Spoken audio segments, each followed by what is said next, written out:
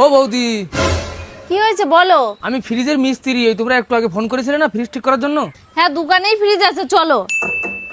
বৌদি বলো কি সমস্যা তো ফ্রিজে? দাদা দুদিন বৃষ্টিতে কারেন্ট ছিল না, তারপরে কারেন্ট এসে সেখান থেকে ফ্রিজ চলছে না। আচ্ছা আমি দেখছি।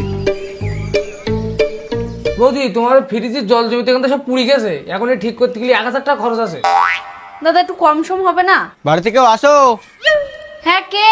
তুমি একটুক্ষণ আগে যে ফোন করেছিলে না যে ফ্রিজ খারাপ হয়ে গেছে, আমি তার জন্য এসেছি। হ্যাঁ এই যে সেই ফ্রিজ, এসো দেখি যাও। কাকিমা, এতে জল জমে গেছে, এতে 5 টাকা খরচ করলে ঠিক হয়ে যাবে। ঠিক আছে তাহলে তুমি এখন যাও, আমি তোমার পরে ফোন করে ডেকে নিচ্ছি। ঠিক আছে আমি তাহলে চলে যাচ্ছি, তুমি আমার ফোন করে জানাই দিও। দেখেছো তো, ও তোমার সামনেই 500 টাকা বলে গেল, আর তুমি 1000 টাকা চাচ্ছ। ঠিক আছে তুমি আমার 1-2 টাকা কম দিই কেন? মাত্র 200 টাকা কম? ও তো তোমার সামনেই 500 টাকা বলে গেল। ঠিক আছে বৌদি, না তোমার না আমার, ও 500 টাকা বলে গেছে, ওই 500 টাকায় দিই কেন? না না দাদা, আমি 500 টাকা দিতে পারবো না। তুমি প্রথমে এসো তাই আমি তোমার দাঁড় করা রেখেছি। আমি 300 টাকা দেবো, তুমি ফ্রিজ ঠিক করলে করো, না তো তুমি যাও। ঠিক আছে বৌদি।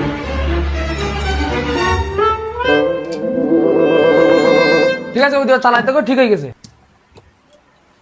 হ্যাঁ ঠিক আছে। এ অনামিকা, তো দাদার বল দিনি মিস্ত্রির ফোন পেতে 300 টাকা মেরে দিতি।